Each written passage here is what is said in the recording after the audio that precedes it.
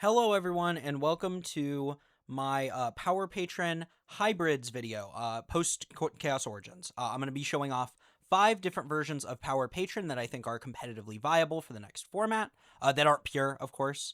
That's going to include Elfnote Power Patron. It's going to include, and I think also specifically get something new out of Chaos Origins, I should also specify. I don't think the Doomsday or Archmage builds, while I think those are solid, they don't really get anything out of this new set, really. I mean, the Link 2 is not bad for them, but it's not any better than, like, anything else, so I don't think there's a whole lot to talk about there. But Elfnote is interesting because it gets the Link 2. I'm going to talk about Darklord Power Patron. I'm going to talk about Orcust Power Patron. I'm going to talk about Light and Darkness Power Patron, which, thank you to the commenter who recommended me to look at this. These cards are really good. I'm actually really excited to mess with these. And then, Vaylantz Power Patron, my beloved, I didn't put it in here, but yes, Vaylantz Power Patron. So, we've got 5 lists to show off. If you're wondering why I'm not talking about Malice Power Patron, which does get something out of the set, there's already somebody who has information on that deck. If you want to look into it there. I don't see a reason to reiterate information, so let's get into it. So to start off, we'll be talking about Elfnote Power Patron. This is, I will say, there is a like 60 card version of this deck you can play that plays more Power Patron cards. I have chosen not to do that because I think Elfnote Regina is a huge selling point of this deck. Post Chaos Origins, Regina allows you to use this as a turn 0 hand trap that's actually really good. Because we're getting a new Synchro 10 in this set that allows you to, quick effect, bounce it back to hand to summon 1 Elfnote from your hand, deck, and grave, which is crazy. It is up to as well, so you don't have to summon from all those locations, but you can if you'd like, which is unbelievable. So you're going to go like Regina, summon the Elfnote Power Patron. That's going to let you turn her into a 9, and then quick sync into this, and then this is going to allow you to summon the Regina that you get to add back from hand. You're going to get to summon Tinia or Lucina or Fortuna, and then you're also going to get to summon back the Elfnote Power Patron. And that's just like an example of something you can do. And then when you summon, oh no, sorry, you already used the Regina, but yes, and then you get one of your Elfnote names. You also get the search off the Elfnote Power Patron, which I'm now thinking about it. You can also just search a name off of one of these, so you actually get 2 interruptions. Because you're going to be able to go, Regina, summon this, do the thing, synchro, search. Regina will add itself back to hand, and then the Elfnote Power Patron can search one of your names. So then you'll get to summon one of the names from hand, one of the names from deck, and then you'll be able to summon the Elfnote Power Patron from grave. So you'll get a bounce, a hand rip, and or a spell trap bounce, right? So that's really strong. I think that's the reason we're playing 40. It also makes Harmonia a lot easier to play, which you might look weird if you're used to other Power Patron builds, but I think this card is so unbelievably strong that it is too good not to be playing, even though it conflicts with like some of our extra deck options. But the actual interesting thing here is that the new Link 2 allows us to, if we have a Power Patron grave, search a Theorealized card on Link Summon. The Elfnote Power Patron makes it very easy to get a Power Patron into the grave, and it allows our Elfnote monsters to bridge into our Power Patron monsters very easily. So now your 1-card Elfnote combos can just go through this, get Theorealize, send Medius, summon back Medius, and then summon any of your Power Patrons, usually going to be Nervado, to then go combo off, right? Really, really strong stuff. Anyway, I guess I'll explain what the Elfnotes do in case people don't know, since I've never covered them on this channel.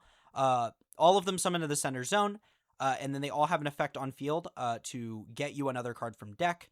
And then they also have a quick effect to allow you to switch the position of that monster and the monster in your center monster zone to do a disruptive effect. So Lucina, in the monster zone, searches an Elfnote monster, and then can quick effect switch itself in the center zone to bounce a level 6 or lower monster your opponent controls to the hand. That's kind of how they're all going to be structured.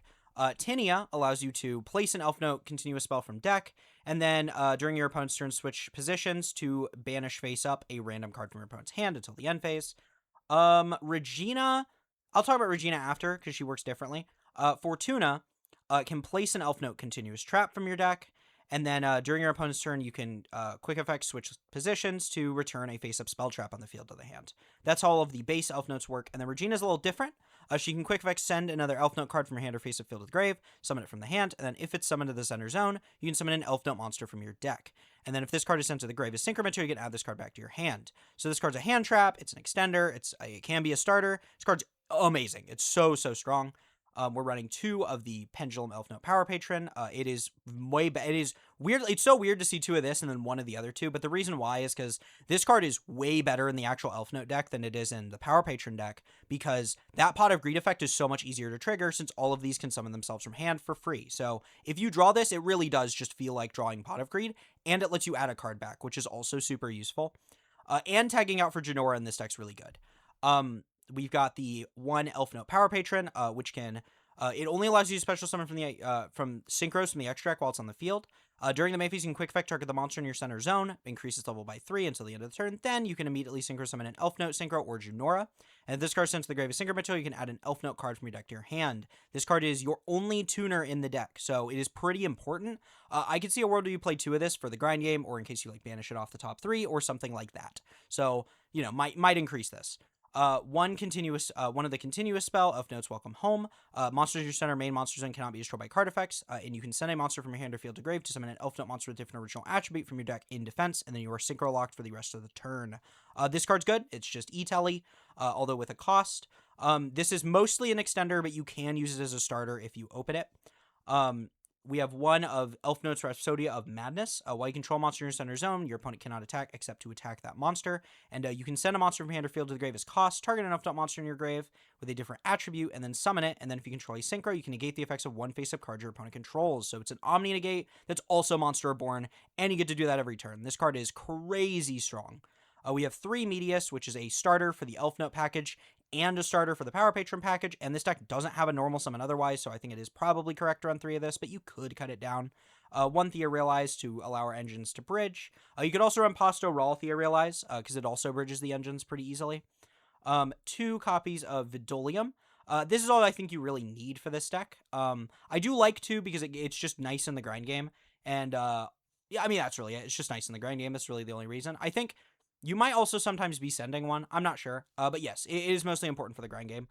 Then we have 1 Nervado, which, I mean, we all know what this guy does. I've talked about this deck enough.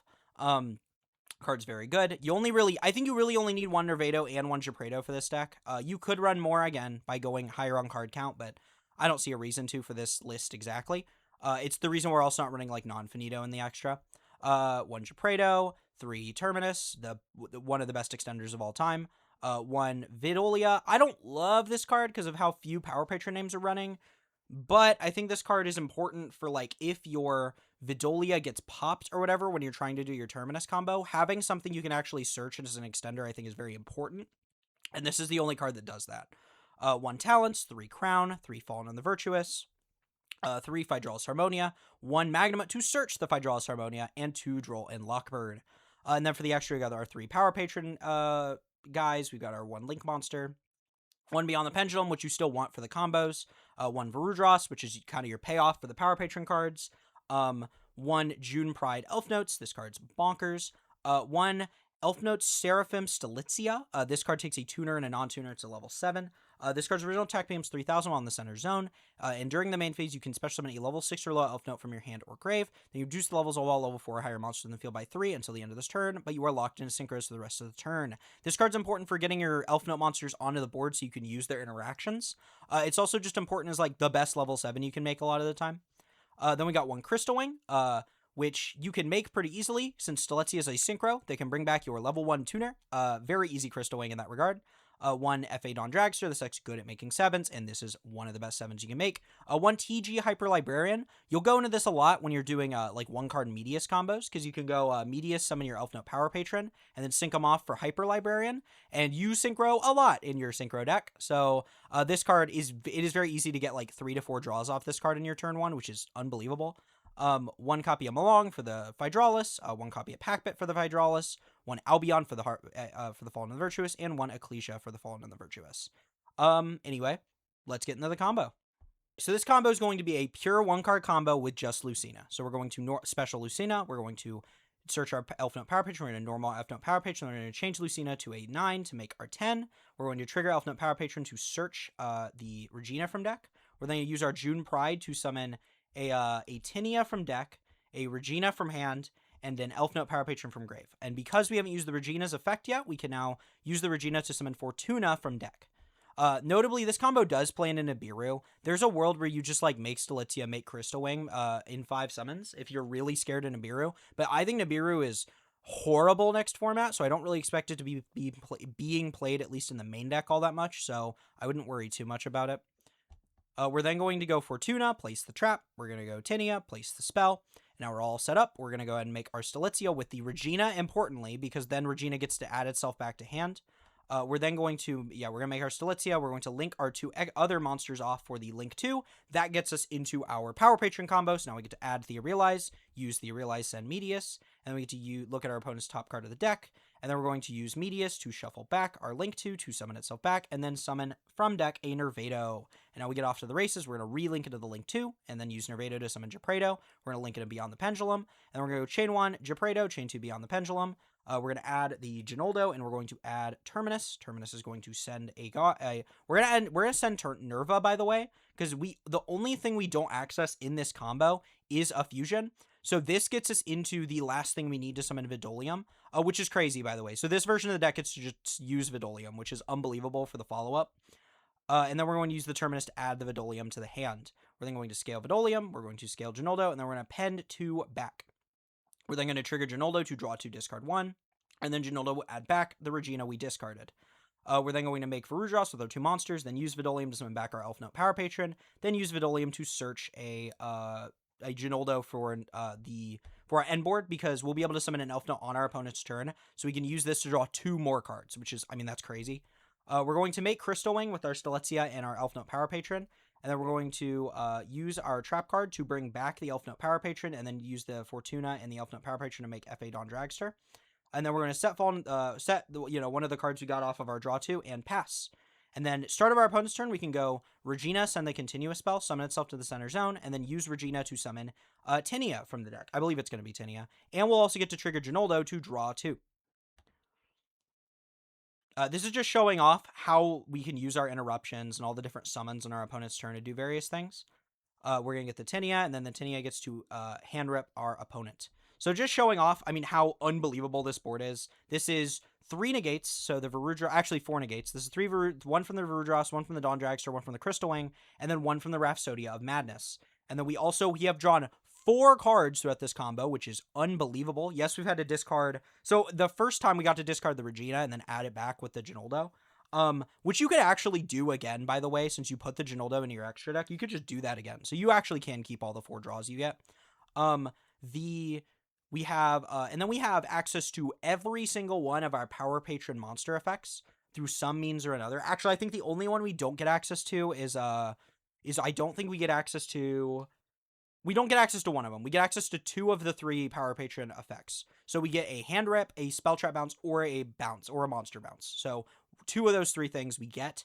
And then this is also insane follow-up. The Regina, the reborn off the Rhapsodia Madness every single turn is unbelievable. Stelitzia gets to reborn every single turn, along with the fact that we also get to use Ginoldo to, if we don't discard the Regina and we want to add something else back to our hand, we can instead add back like Vidolium for follow-up. We can add back one of our other Elfnote monsters for follow-up. It's crazy. This is unbelievable. If you make this board, you probably win the game unless your opponent has like a very specific breaker, like Sphere Mode or something. In conclusion, I think this is probably the best way to play Elfnote, genuinely. The only downside to this version over other versions, in my opinion, is that this version of the deck does require more space in the main deck than something like the Fiendsmith build does, where you only play 1 Engraver. This does require a little more that you have to play, but I think it's worth it considering how much better your ceiling gets, and how much better I think this deck honestly gets at playing into boards with its engine, due to how good cards like Vidolium and the other Power Patrons are at pushing into boards. Anyway, let's get into the next build. We next on the docket have Power Patron Darklord. This is Power Patron Darklord, which is a deck I'm also really excited to show off, because this one gets so much from the new stuff. It's kind of insane. So, I'll go ahead and explain how the Darklord cards work. We've got 9 main deck monsters, or I guess 3 different main deck monsters. We've got Darklord Ixchel, which can discard itself and a Darklord card to draw 2 cards, and then it can, on the field, quick effect, pay 1,000 life, target a Darklord spell trap in your grave, and apply that target's effect, then shuffle that card back into the deck. This card is a good framework for how a lot of our bosses are going to work in the Darklord deck. It also, the main reason we're running multiple this is, one, because drawing 2 cards right now is really good into a deck like Cool Tune, which they get to look at your hand. So drawing 2 cards basically nullifies you get 2 cards that they are not going to be aware of, which is pretty important. Also, it's a fairy monster for, as you can see, we're playing Herald of the Orange Light, which needs you to be playing a critical mass of fairy monsters for it to consistently be good. So I've decided to play some extra fairies by playing the Ixchel. We're then also on 3 copies of Darklord Golgolta, which allows you to, on special summon 2 Darklord tokens, and then you are fairy locked for the rest of the turn. And then if this card is sent to the grave, you just add a Darklord card or a Forbidden Quick Play from your deck to your hand. I really like this card for a variety of reasons. It's a very good extender on summon, but more importantly, it triggers if it's sent to grave by any means. So you can send it to grave off of your field for like a Link summon. You can send it to grave off of Ixchel to search. You can send it to grave off of Mercurium or Zena to get the search as well. And notably, this card can search Darklord cards, so it's an extender in that regard, or it searches any Forbidden Quick Play. So going second, you get to search Droplet or Crown, which is unbelievable. I think it's the strongest thing about this deck is Golgolta and how unbelievable this card really is, considering how good our Forbidden Quick Plays are now. And then we got 3 copies of Darklord Jehudi. Jehudi lets you summon a Darklord monster from your deck in defense, and then you are fairy locked for the rest of the turn. If you control a Dark Fairy Fusion, you can banish this card from your grave, target a Darklord card or Forbidden Quick Play in your grave, and add it back to your hand. This is a pretty damn good starter. The only downside is you don't really get to access your Power Patron stuff if you do this because of the fairy lock, but I think this card is still very, very good. I think it's still worth playing at 3. And it's a fairy monster, which is, of course, important for your Orange Light. After that, we got 3 Banishment of the Darklords, which just searches any Darklord card. Importantly, it's a Darklord card, so you get to shuffle this back for your copy effects to search more Darklord cards. Darklord Dance, which is the fusion spell of the archetype. It allows you to fusion summon a Dark Fairy Fusion by banishing monster of hand, field, or grave. And then if you're summoning a Darklord Fusion, you can use Darklord monster your opponent controls as material, which doesn't come up a lot, but it could theoretically matter. We have 1 Darklord Rebellion, which sends a Darklord monster from hand or face of field to the grave to destroy 1 card in the field. Importantly, does not target, which is crazy. And then we have Darklord, the Sanctified Darklords, which is the same thing as Rebellion, only instead of a pop, it's a monster negate, which is also really good. There's also another trap you can play called Enchantment that is a Snatch Steal instead of those, which is pretty good. If you want to play the Snatch Steal instead of one of these other 2, I think that's valid. I just thought these 2 were better at the moment, but I could be wrong. The Snatch Steal could be better in the long run. We have 3 Vidolium because it's a fairy, and it's also a really good starter in this deck because it searches Terminus, which, if people forgot, this searches any Dark Fairy, so it can get you any of your Darklord cards, which is unbelievable. So not only is it a Power Patron starter, it can also just get you into any of your Darklord options, which is broken. We then got 1 Genoldo, 1 Nervado, and 1 Gepredo. No reason to play more than this in this deck because it's not really a full-on Power Patron deck. 3 Medius, because this is another fairy. This is actually a really good fairy to pitch off Orange Light because it does something in the graveyard. And it's like a solid starter. That being said, there is a world you cut this card down. You don't need to play this at 3 for sure. I don't love playing 6 normal summons, but I was like, I want more fairies for Orange Light. But realistically, I haven't done like the math on it or anything, so you maybe don't need to play this card at 3. Then we're on 1 copy of Shade the Obscure. You also don't necessarily need to play this card, but I think it's helpful. It's a good extender, and it's nice to have another thing to search as a high scale besides Vidolium. And then we're on 1 Thea Realize. We're on 3 Terminus. We're on 1 Vidolia for the same reason we're on it in the last list. 1 Christia, which this deck's really good at accessing Christia. It's the fairy boss, and if this deck ain't doing fairy things, what is it doing? You can get to this card with Mercurium. That's how we're doing it in this list. However, you could also play Darklord as Modius, which is a Darklord monster that allows you to send a fairy monster from your deck to the grave. That's a really easy way to access Christia, and then you can bring it back from the grave with the first Darklord, which can just quick effect pay 1,000, summon a fairy from hand or grave. So that's another way to get Christia into rotation, which is quite good. And after that, we've got the 3 Droplet, the 3 Crown, the 3 Herald of Orange Light, and the 3 Impulse. All pretty good cards. And after that, we've got, for the extra deck, 1 of the first Darklord, which, again, the only thing that really matters in this card is that summon effect. Two copies of Darklord Evening Star, which is an unbelievable card. Takes 2 level 6 or higher Dark Fairies. Your opponent cannot target this card with card effects. And if this card is fusion summon, you get to set a Darklord spell and a Darklord trap from your deck. That's unbelievable. And then you can pay 1,000 life, target a Darklord spell trap in your grave, and apply that target's effects. So this card is just so unbelievably strong. Lets you set a banishment and one of your traps from deck, and then you can use the banishment to get your other trap. And then you get another search because of how this works. And then this card gets to be 2 interruptions because it can also copy one of the traps in grave. This card is crazy strong. We've then got one of the Condemned Darklord. It's a link to that takes 2 fairies, and it allows you to discard a card to take a Darklord monster from your deck and either add it to your hand or send it to the grave. This is another way to bridge your power patrons into your Darklord monster, since you can just use 2 fairies, which we have a decent amount of, in order to get into any of your Darklord cards. I believe that is how we're bridging, if I remember correctly. We've then got one Nerva, one Genora, one Jupiter, one of the Link 2, one Varudros, one Mercurium, because it helps you access your cards like Kristia and also Golgalta sometimes. One Herald of Mirage Lights, which I'm not going to lie, I don't know if you need to play this card.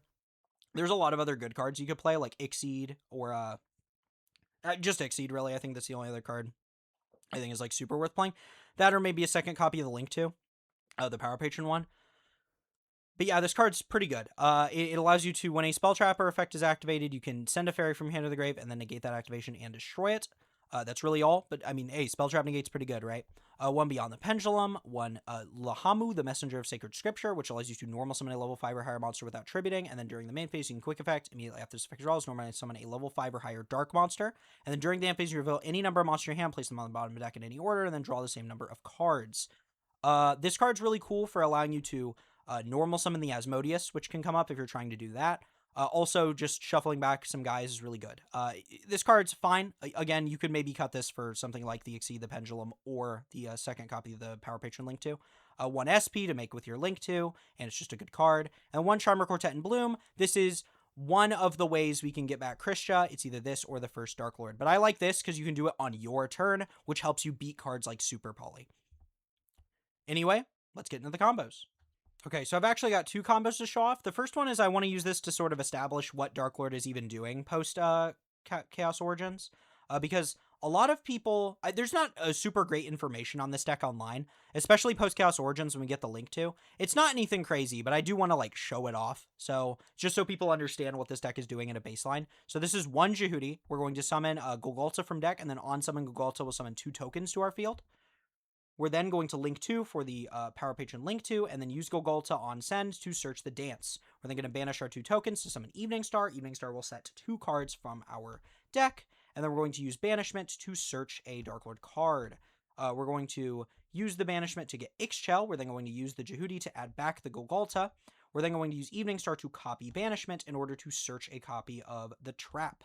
So we get the Trap, and then here you have 2 options. You can either keep the Ixchel and the Golgalta in hand as sends for the Rebellion and the Sanctified Darklord, or you can use Ixchel to pitch the Golgalta to draw 2 cards. It's really up to you. So it's just, do you want to trade these 2 cards out for 2 random cards from your deck? Keep in mind, by the way, you are fairy locked, so if you draw into like a Power Patron starter, it won't be as strong as if you were to draw it normally. But yeah, this is basically what the deck does. You have the 2 traps to use, and then you can copy one of the traps off of your Evening Star.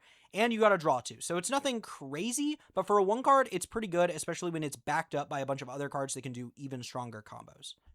And then this is the really powerful combo. This is 1 Terminus. So we're going to send Gepredo, and then we're going to add Medius. We're going to normal Medius. We're going to use Medius to summon Nervado. We're then going to link our 2 monsters off for the Power Patron Link 2. We're going to chain 2 the Power Patron, and then we're going to chain 1 the Nervado. We're going to summon Genolda from deck, and we're going to search the Realize. We're then going to link these 2 off for Beyond the Pendulum. Genolda will add a card back, and then Beyond will search a monster. We're going to search the Shade, and we're going to add back the Gepredo. We're going to scale Gepredo, we're going to scale Shade, and then we're going to pend summon our 2 monsters from the extra deck. We're then going to trigger Shade to bounce itself back to hand. We're going to Ixies for Mercurium. Mercurium will attach Kristia. And we're going to use Shade to summon itself to the field. Shade will pop the Gepredo and then put into our extra deck the Vidolium. We're going to trigger both monsters. We're going to add another Terminus for follow-up, and we're going to add another Vidolium to the hand. The Vidolium add here is actually really important because this is going to be a second level 6 or higher Dark Fairy, which is hilarious. We actually do need to search this card. We're going to use Medius to shuffle back the Mercurium. which puts all of the material on it into grave, which is important. And then we're going to link the Medius and the Shade off, as they're both fairies, for the Condemned Darklord. We're then going to discard that Vidolium we searched to send or search a Darklord monster. We're going to send Golgolta. Golgolta will trigger adding Dance to the hand, and then we're going to link our two monsters off for Quartet and Bloom, and then we're going to use Dance to summon our Evening Star by banishing the Vidolium and the Golgolta. We're going to set Banishment. We're going to set Rebellion. We're going to use Banishment to get the other trap. Then we're going to use Evening Star to copy Banishment to search a copy of Ixchel. We're going to use Ixchel to pitch the trap and itself, and then we're going to use the Charmer, Quartet, and Bloom to summon back our Ixchel and our Christia. So this is the board. We drew 2 cards off of the Ixchel. We drew 2 cards off the Ixchel. We have the Christia on board. We have the Evening Star on board to copy one of our trap cards. We also have the Ixchel on board to copy the other trap card. So we get to copy. So we get 1 activation of the Sanctified Darklord. We get 2 of Rebellion. And depending on the matchup, you can choose to have 2 activations of Sanctified or 2 activations of Rebellion. It just depends on what you're playing against. This is really, really strong. Special Summon Lock's obviously very good, but it's also backed up with a bunch of other really good interruptions. And we also just went like +2 by searching the Thea Realize and the Terminus. You could increase the ceiling of this deck by playing something like the Trap card, which you could tag out into like a Genora at some point or something, and then bring it back with the Trap card for a Banish. That's kind of interesting. You could also maybe play a different Thea Realize spell as well if you wanted, which would allow you to potentially do more extension. It really just depends, right? And that's been the Darklord version of the deck. My biggest issue with this version of the deck is it is kind of bricky. I've cut down on pretty much as many bricks as I think is possible. We've really only got the 3 Darklord spell traps that are 1-ofs and the 1 Christia. But still, this deck does kind of run a lot of 1-ofs that you don't really want to see. And, like, it can just kind of feel clunky because Golgolta doesn't do anything on its own. Ixchel doesn't do anything on its own. But it also gets to play really strong non-engine. I think this is a version of the deck that is worth looking at. Its ceiling is also a little lower than some of the other versions that we'll be looking at today. But anyway, let's get to the next version, which is going to be Power Patron Orcust. So this is Power Patron Orcust, and if you can see, this looks a lot more traditional of a Power Patron list, except we've got these, I believe it's 11 cards. You get these 11 cards added, which is the Orcust engine. This engine consists of, this is a link spam deck, if you've never seen Orcust play before. That whole bit is link climbing with grave effects and getting into your powerful spell traps of Orcust Crescendo and Orcust Babel, and setting up a bunch of very interesting layered interactions. But this engine allows you to bridge through Zena to send Medius and then get into everything else. And because most of your interruptions happen out of the graveyard, you don't really lose interactions by going through this combo. So you get to make your way to Zena while also building up other interactions. It's really strong.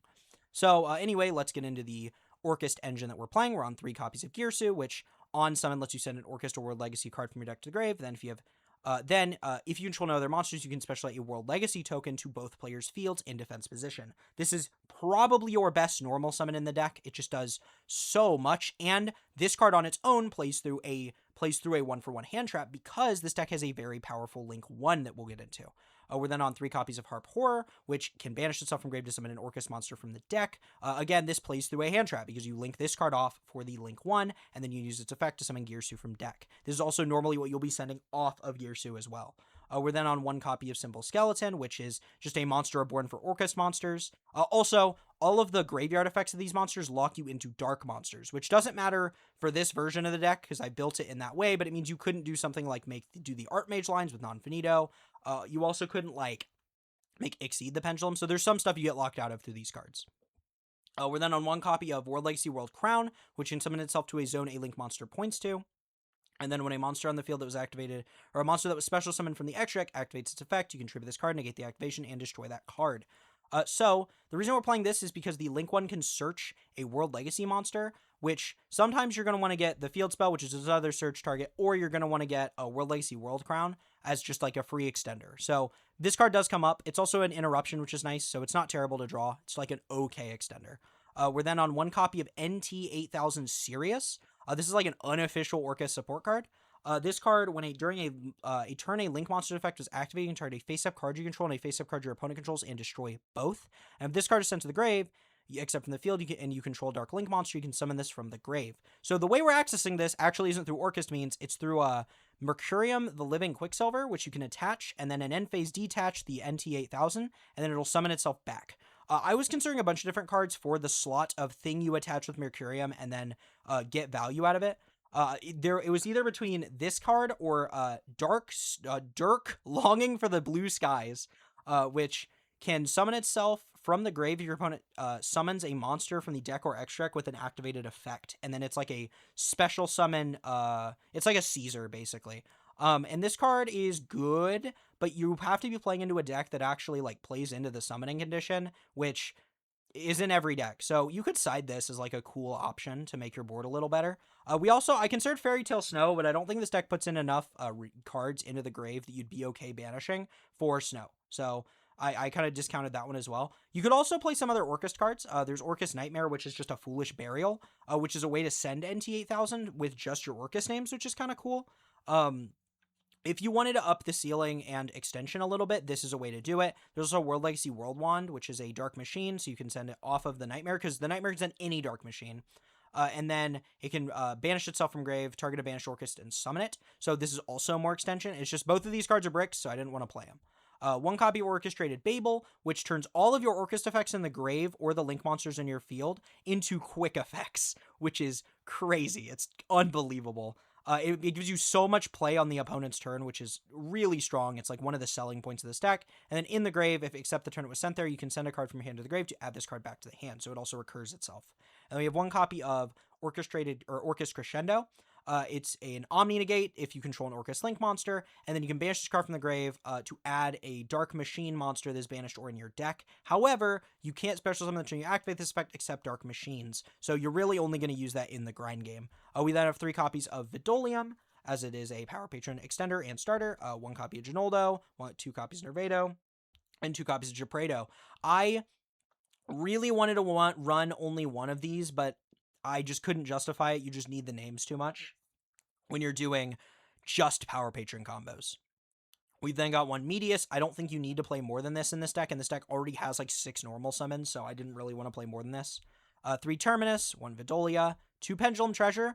I wanted more starters, and this is a really good starter and extender. 1 copy of Foolish Burial, and then for the non-engine, we got 1 copy of Called By, 3 copies of Droplet, 3 copies of Crown, 3 copies of Ash, and 3 copies of Impulse. And for the extract, we got the 1 Dingirsu, which can be summoned by using any Orcust Link monster's material. If a card you control to be destroyed by battle or card effect, you can detach material from this card instead. If this card is special summon, you can send a card from your opponent controls to the grave, or you can attach a banished machine monster to this card's material. This card's super important. You are using this you're setting this up on your end board by putting it into the grave and then summoning it back on your opponent's turn with symbol Skeleton to send a card on the field to the grave. Really good card. We then got 1 Zena no Suini ga Hime. I think I said that wrong.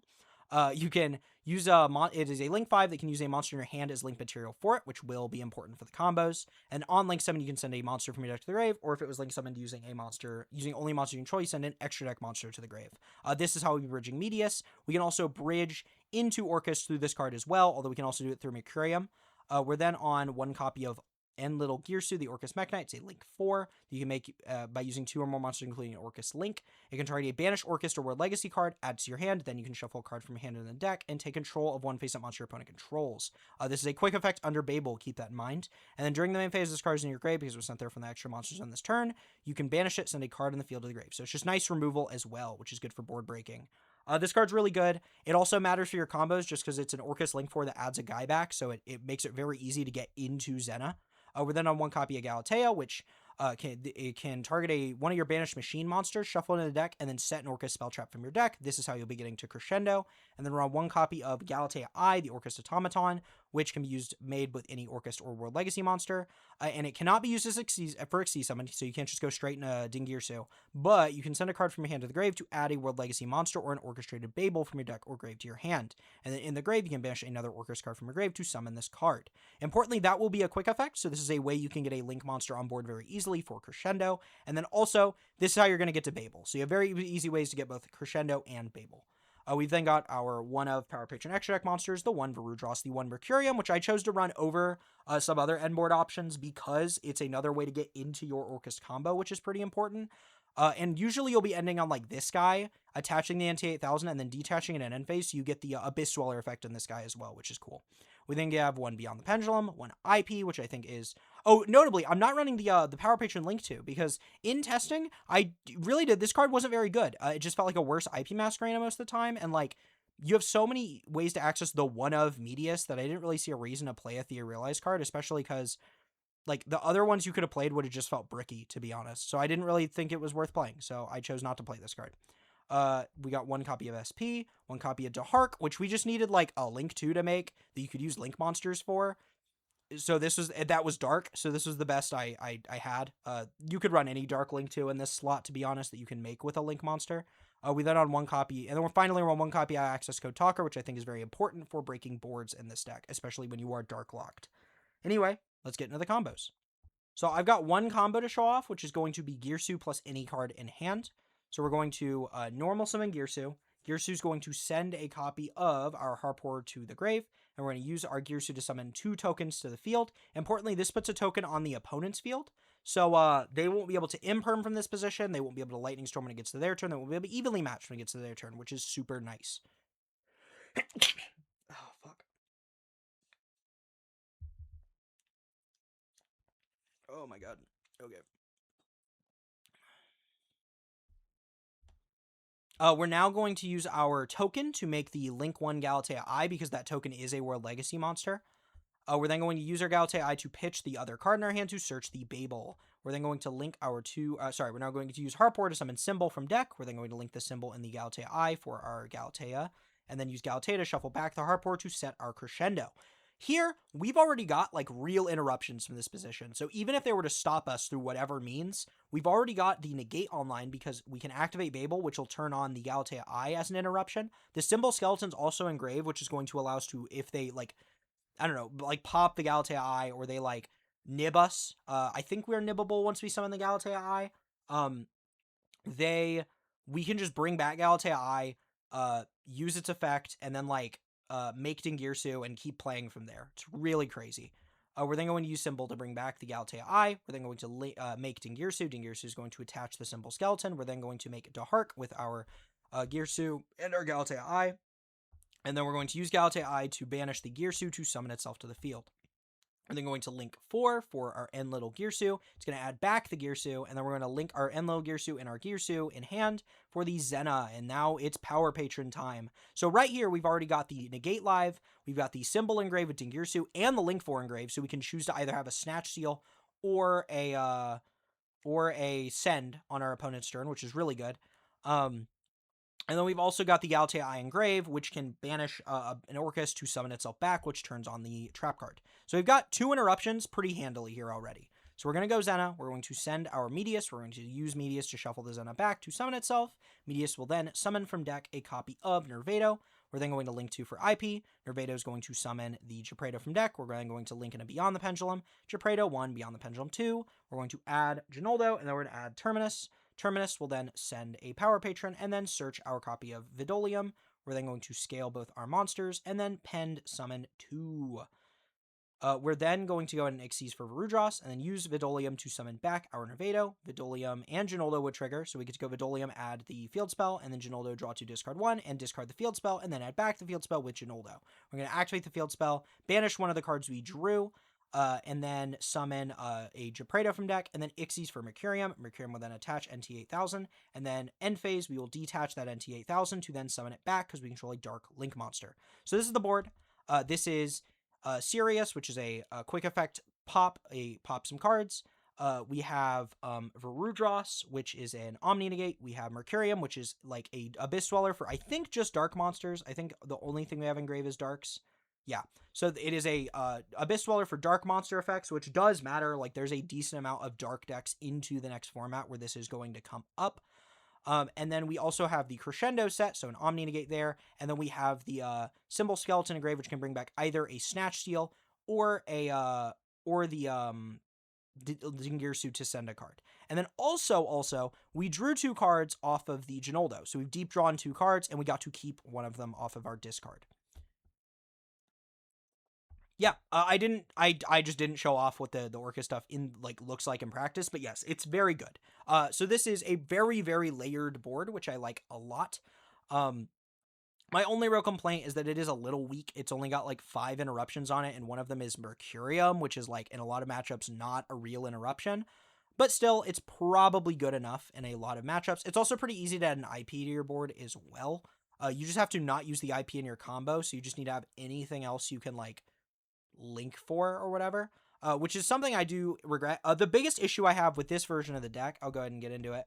The biggest issue I have with this version of the deck is that the extra deck is so unbelievably tight. There are so many cards you want to be running in your extra deck. This deck really wants like one more extra deck slot to either play like the link to as just like a guy you can make. There's a bunch of cards you really wish you could play in this extra that you just can't, which sucks.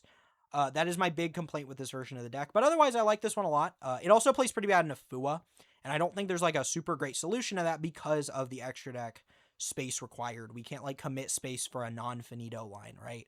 So that sucks. So I don't love this version of the deck, but I think it is solid, and I think it's a really good way to play Orcust and not a terrible way to play Power Patron.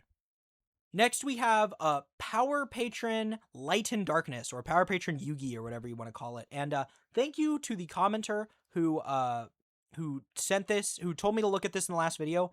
These cards are crazy in this deck. I did not realize Theorized Liberation adds specials or adds the 300 attack, 200 defense monster, so you can add to your hand Garifo because it's a 300, 200 monster. And this is full combo for the Light and Darkness deck, which is crazy. This is a new deck coming out in Chaos Origins, and it's basically revolving around these 2 ritual monsters and the trap card Mind Shuffle. So basically, all of your starters revolve around getting this card onto the field and being able to activate it in the same turn, and during either player's turn allows you to add a monster that mentions Ritual of Light or Darkness and then discard a card. Notably, it's a trap card, so you can do that every single turn, and then when your opponent activates a card or effect, you can return a level 7 or higher monster you control to the hand as cost to summon a monster with a different name from your hand that mentions Light or Darkness, ignoring its summoning conditions. So, notably, that is not once per turn, it's only once per chain. So, what matters here is that you're going to, let's say you have this ritual monster on board, and you have this ritual monster in hand. Your opponent uses a card or effect, you can tag out for this ritual monster. Your opponent uses another card or effect, you can tag out for this ritual monster. Your opponent uses another card or effect, you can tag, just that forevermore. Also, you can bounce any level 7 or higher, so you can also bounce back these cards, which is crazy. So it actually has some decent natural synergy with our deck. Notably, Garifo can be used on turn 0 as well, which is really good. And again, you have so many ways to get this card onto the field immediately that once you have this onto the field, it actually insulates a bunch of your plays, which is really, really cool. That's one of the things I really like about this archetype. Then we'll get into what the ritual monsters do. The Black Chaos, the Dark Chaos Magician, on summon lets you bounce a spell trap from your grave back to your hand. And then it is unaffected by opponent's activate effects unless they target this card. The other ritual monster says this as well. Spell traps you control cannot be destroyed or banished by your opponent's card effects, which is actually really sick for a pendulum deck. It makes your cards a lot harder to interact with. The banished by card effects is really nice, considering you really don't care if your scales get popped all that much, but banished really hurts. So that not being able to be that not being able to happen is really cool. And then you can target a face down, a card your opponent controls and banish it face down. Unfortunately, that is not a quick effect, but it's still very, very strong. This card's really good for card economy, which is one of the things I really like about this archetype with Power Patron, is that Power Patron sometimes has a card economy problem. This card will make sure you always have spell traps in hand to discard for non-finito. You'll always have spell traps in hand, or you'll always have cards in hand to banish for the Vidolio, which I really like. The other ritual monster is the Blackluster Soldier, Soldier of Light and Darkness. It cannot be destroyed by battle. It's unaffected by by activate effects except ones that target it. And if it's special summon, you target a card your opponent controls and banish it. And when this card destroys an opponent's monster by battle, you can make this card gain 15, and if you do, it can make a second attack in a row. This is the one that's an actual interruption, because you can bounce back your guy, and then summon this, and then on summon it'll banish a card your opponent controls. I really like this card. I think it's really nice. It's the way you're interacting with your opponent, and it's good for going for game as well. Both these cards are very, very strong as boss monsters. I like them a lot. They're very good in the grind game, which is something Light and Darkness also excels at, which I really like. Then for our ritual spell, it just lets you ritual summon your guys by tributing a monster from your hand or field or banishing monsters from your grave. And then in the grave, you can add this card back and a card that mentions light or darkness from your grave to your hand. So in grave, it just adds 2 guys back, itself and another guy back, which is crazy strong. And then on to, I'd say the other one of, because they're important to know how combos work. We're on 1 Skull Archfiend of Chaos. If this card's in your hand or grave, you can target 3 other cards in your grave interface or banishment, including a card that mentions light or darkness. Place them on the bottom deck in any order, and if you do, summon this card. And if this card is sent to the grave, you can send a ritual spell from your hand or deck to grave to add a ritual monster, mention that card from your deck to your hand. So this card is really good. It allows you to like search this off Mind Shuffle, discard it, and then bin the ritual spell and add one of your ritual monsters, which is really, really good. It also is like an extender as well, which I really like. This card in general is just very, very strong. It's also something you could send off of Zena in order to get into your engine as well, which is also crazy. This card in general is just very, very good. I really like it. And then we have 1 copy of the only quick play spell we're playing. There is a second quick play spell that is like an Omni Negate, but it requires you have space on the board and it's a brick, whereas this card kind of isn't. So I chose to play this one instead. When your opponent activates a card or effect that targets another monster you control, you can return one of those cards to your hand, and then if you do, destroy a card on the field, and then you can special summon 1 monster that mentions Ritual of Light or Darkness from your hand with a different name than the returned card, ignoring its summoning conditions. And if this card is destroyed, you can special a Ritual of Light or Darkness monster from your hand or deck. So this card I really like because it's like not a brick, which is really nice. It's kind of non-engine, which is really cool. If they try and target any of your cards on field, you can bounce it back to your hand and then pop a card on the field. And if you have a monster with light or darkness in hand, you can summon it to the field, which is really strong, honestly. This card's really good. And the best part is that if your opponent tries to negate and destroy this card, it will trigger, allowing you to summon a ritual monster from your deck, which is crazy strong. I actually really like this card. And then on to our 3 of starters, we got the 3 Black Chaos is this guy's TCG name, which I think is kind of hilarious. It can be summoned from your hand by shuffling 1 spellcaster or warrior ritual from your hand or grave into the deck. And then you can discard this card, place a continuous trap that mentions Ritual of Light or Darkness from your deck or grave face up on the field. That'll be your Mind Shuffle, which is why this is a starter. And then on the field is unaffected by activated effects, so you have a ritual spell in your grave. And once per turn, you can banish 2 cards your opponent controls. This card's great for breaking boards. It is a starter, which feels great. This card's just phenomenal. It's very, very strong. And then we have 3 copies of Garifo, which has 2 effects that you can use at quick effect speed by discarding it. The next battle or effect damage you take this turn will become 0. That might sound useless, but 1, that might come up just to like save you. But bigger thing, there are actual FTK decks in this format, and this beats those FTK decks, which is hilarious, or at least a lot of those FTK decks. And then the other effect, which matters more, is you can set a quick play spell or trap that mentions Ritual Light or Darkness from your deck, and it can be activated this turn.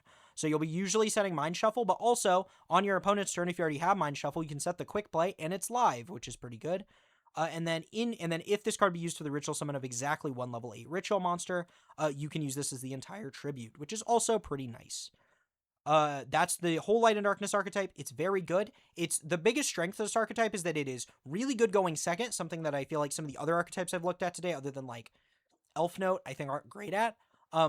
And that's not true. I think the only one that's not great at it is probably Orcust, but even then that might not be true. I just probably haven't played enough with the cards. But this archetype feels specifically very good at going second. And another thing, these cards are really good into lingering hand traps. Droll is not too bad for this deck to deal with because it can play so much on your opponent's turn. Droll usually doesn't matter all that much. The bigger thing though is that this deck's insane into Mulch armies. You literally don't summon in your main combo, at least on your turn. So like Perulia only matters because they might give you a draw on their turn. Fua literally does nothing against these cards, which is awesome because normally this deck has a problem with Fua. I really, really like these cards for that reason. The fact that they're so good into Mulch armies feels really good. My only real downside is that this is the only engine today that doesn't really bridge back into the Power Patron cards, which is unfortunate. But I think it's kind of worth it. These cards are really, really strong. This might be my favorite version of the deck I've looked at for this video. But anyway, let's get into everything else. We've got 3 Vidolium, 1 Ginoldo, 3 Nervado, 2 Jupredo. I chose to play the rest of this deck very pure power patrony because I do think this deck needs like a strong foundation to back it up. I don't think you're going to win the game with just the Light and Darkness stuff. I think you need a very good engine to be your basis, right? It's very similar to the Vaylantz build of this deck, in my opinion. In terms of theory, right? We got 3 Medius, and that's also the reason we're on 53 cards, which I think is fine in this list. I just couldn't find a way to really cut this list down without making the Power Patron, card significantly worse, or without making the Light and Darkness engine significantly worse. 3 Medius, 1 Liberation, which we're choosing not to run the OG Theorealize. You theoretically could as well. I don't think it's necessary, though. This allows you to, if you control Medius, add to your hand or special summon a monster with 300 attack or defense from your deck. It'll usually be Garifo, but you can also get any of your Power Patron monsters. And then in the grave, you can make a monster a tuner, which doesn't matter for our list, but there is a world you can play some cool Synchro stuff in your X deck. I just couldn't fit it. 3 Terminus, 1 Vidolia, 1 of the Trap card, 1 Finmel, 1 Assault, 1 Pact Awakening, and 1 Recapture. I really wanted to double down on this deck being good into Fua, and this makes the Power Patron engine also good into Fua, which is awesome. We've then got 3 copies of Shade, 3 copies of Pendulum Treasure, and then for a non-entry, we got 3 Fenrir, which is specifically really good with the Light and Darkness stuff because it's a level 7 or higher monster. You can go summon Fenrir, attempt to search or whatever, your opponent tries to out it, and then you, all right, Mind Shuffle, bounce back, summon your ritual, and now you get owned. Like, it's so funny. This card rocks with the Light and Darkness stuff. 3 copies of Forbidden Crown, 1 copy of Talents, 3 copies of Fallen and the Virtuous, which we are searching for our combo, and then 3 copies of Molcharmi Fuwalos. So, let's get into the combo. All right, so this is going to be Terminus plus 2 cards in hand. This is going to look very similar to the combos I was doing in the last video. We're going to send the Nervado, we're going to scale the Vidolium, we're going to summon back the Nervado, and then trigger Vidolium to add the field spell. We're then going to tribute and discard to summon Non-Finito and trigger Nervado. We're going to set Assault from deck. Notice that is different from the last video. The reason we're setting Assault here is because our board is going to be insane even without setting one of the trap cards. And this allows us to keep extending through interactions. Again, I'm not really scared. This combo already loses to, like, Droll, or at least plays into Droll, and it also plays into all the Molcharmies. I see no reason to get to Pact Awakening or Recapture here, to be honest. I think I'd rather pretty much always be getting Assault because it's really good into interaction. From here, we're going to use Assault, add the Medius, we're going to normal the Medius. Also, something I didn't mention in my videos, in my combos last video, is that none of the combos I did in that video used your normal summon. So this uses the normal because it's not like we were using on anything else anyway. We're going to add the Medius, we're going to normal the Medius, summon the Geprado from deck, or we're going to link to for Beyond the Pendulum. We're going to trigger all of our guys' effects to get a bunch of cards. We're going to add the Trap, we're going to add Shade, and we're going to add back the Geprado. We're then going to scale Geprado, scale Shade, and we're going to pend our 2 monsters. We're then going to trigger, no we're not. We're going to make Exceed, we're going to add back a guy, we're going to use Exceed to summon the guy from hand, and then we're going to activate Shade to bounce itself back to hand. We're going to activate the field spell, we're going to Xyz for Varudros, we're going to use the field spell, revealing Nerva to banish the other card in our hand to summon, or to add the Nerva to the hand. The reason we're adding Nerva to the hand is because you need to be able to get a Theorealize card here, and the Light and Darkness engine has a lot of 1-ofs. In the last video, the combo I was doing was tagging out into one of our Power Patron monsters, but I really don't want to banish 3 here because if we banish one of those 1-ofs, it could either completely shut off our Light and Darkness engine, or it could totally shut it down, or it could severely hamper it. So I decided, no, I would rather just add this guy to my hand, and then we can pop it with the Shade to put a Power Patron into our grave, which is how we're going to be doing it. So we're going to put that into the grave, we're going to add a Vidolium to our extra, because why not? And we're going to make our link to search Theorealize Liberation, make Zena, send Albion, so we get to set Fallen the Virtuous in the end phase, then we'll use Medius, shuffle back the Zena to summon the Medius back. Now that we control Medius, we can use Theorealize Liberation to add to hand the Garifo. And now it is Light and Darkness time, baby.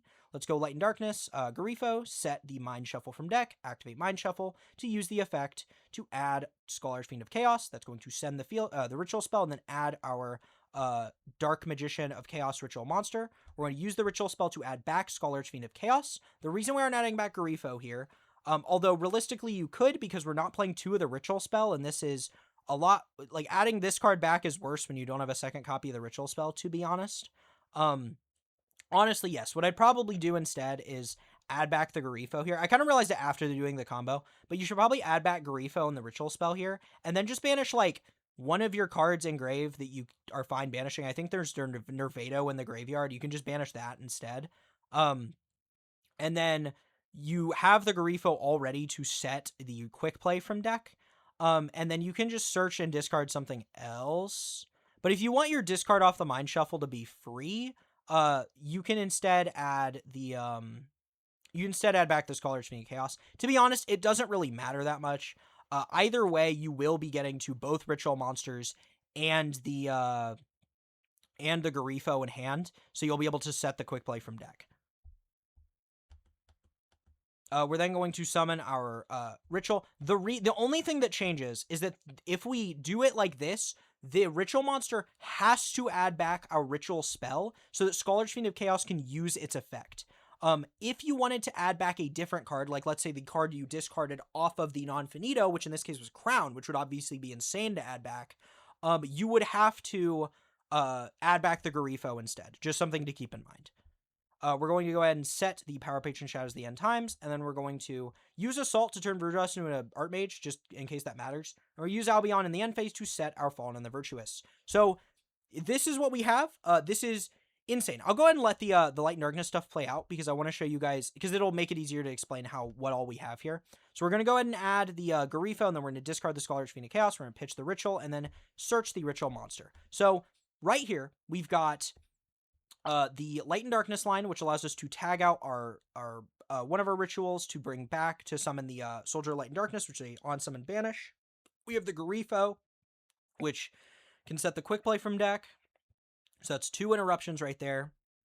We've got Fallen and the Virtuous, so that's 3 interruptions. We've got Shadows of the End Times, which is another interruption since we have a Fusion and an Xyz on board, but this also is going to let us summon Nervado back from grave. This matters because now we'll go ahead and do the Garifo thing real quick. Now we get to go non-finito fuse with the Nervado to make a second non-finito. And now we get to go a non-finito set from deck. If we had a free zone, we don't have a free zone, which is a misplay on my part, but I just wanted to show off what we could do. You do have to sequence kind of weirdly if you want to get the maximum value out of these cards, because unfortunately our zones are very clogged. That's like the one big downside of this, is that we kind of clog up our zones, but you can fix that by not making Assault, by not using Assault. You can also fix that by not having Gepredo in the scale, which there's a few ways to get it out of the scale, so that's one thing you can do. But it doesn't matter that much. It just means you have to sequence your interruptions in kind of specific ways. But anyway, yes, we can fuse off, make non-finito, which if we had a free zone open would let us set the recapture from deck, so that'd be a monster negate. And then Nervado can summon the Finmel from deck, so that's another interaction. And then the non-finito can fuse Rodrigo's Tapelia for another interaction. So this is 2 off the Light and Darkness stuff, 3 off Fallen and the Virtuous, 4 off 4 off Finmel, 5 off recapture, 6 off of Drago's Tapelia, and then 7 off of Vrudras. That is just unbelievable. That's so much interaction. It's crazy. And notably as well, I believe we have the Link to engrave. So there's also a world to use the trap card to bring back the Link to, and then just use non-finito to fuse with the Vrudras to make a second non-finito and get recapture as well. You could also have set Pact Awakening at some point to if you had set Pact Awakening in your turn 1 combo, you could also just summon Nervado with that, and then that would allow you to do things as well. So this is anywhere from like 6 to 8 interruptions, which is just unbelievable. Actually, it might be 6 to 9 interruptions. Nice. But yes, it's very, very strong. This is more than your opponent realistically will ever be able to deal with. And I also like it because it's insanely layered. It's super hard to deal with. And if you're like, okay, well, your opponent could just Lightning Storm your back row. No, they can't, because Black Chaos, the Dark Chaos Magician, protects your whole back row, which is crazy strong. Yeah, I really like this end board setup. It feels really good. And it's just showing off how these cards can work in practice. Right, because we just get to keep bouncing back and summoning, and it's very crazy. Also, this triggers on summon as well, so we get to add another spell back, which is crazy. But yeah, I mean, you get the gist, right?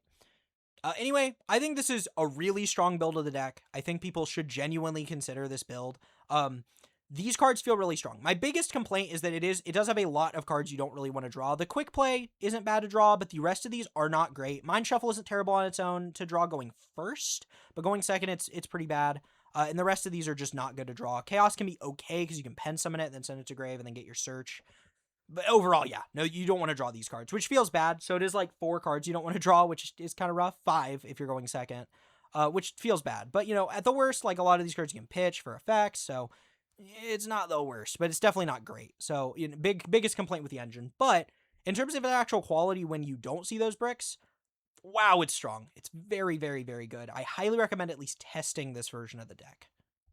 And now the final version of this deck I have to show off for today is the Vaylantz build. This is just an update to the Vaylantz version of the deck. That's why I left it at the end of the video, because not a whole lot really changes for this version of the deck. Really, just your Shinonome combo will change. At least I think it should change. Mostly because Baguska, I think, is not very good into the decks coming up in the format outside of, like, Cool Tune exactly.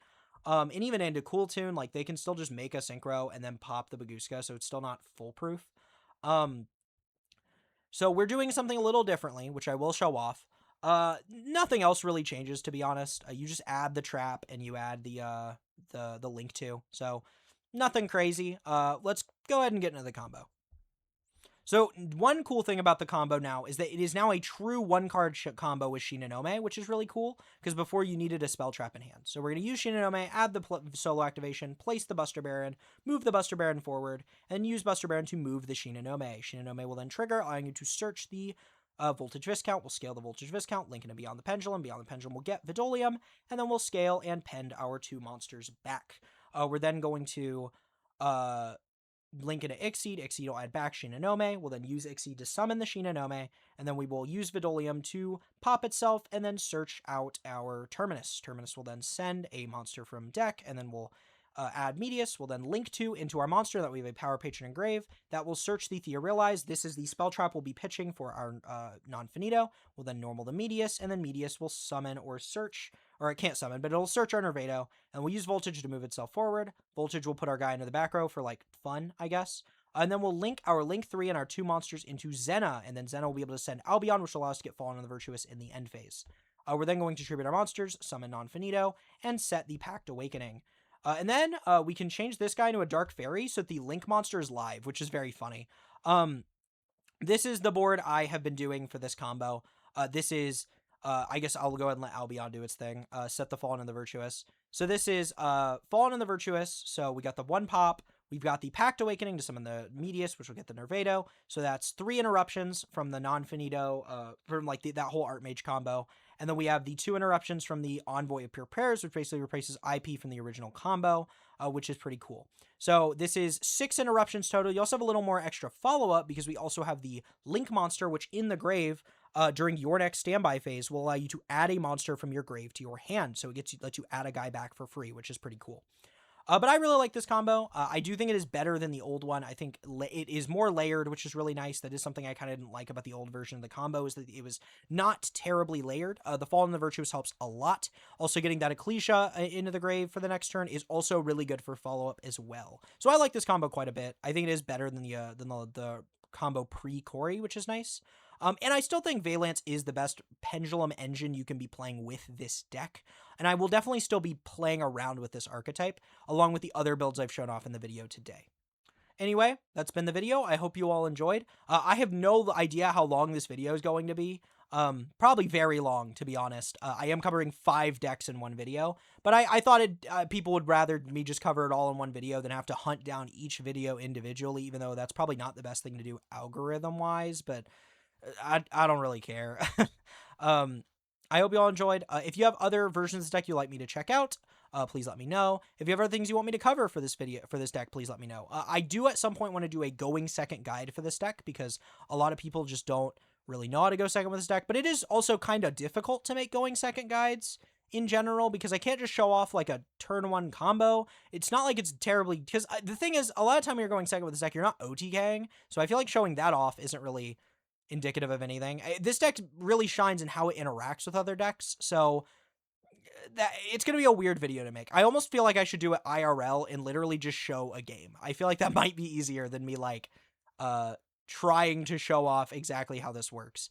But I mean, I really wish I had my regional games, because I lost most of my die rolls. So most of my matches had a game where I got to go second and win the game through mostly just winning through engine. So I really wish I got to show that off. But anyway, I hope you all enjoy. I'll see y'all next time. Goodbye.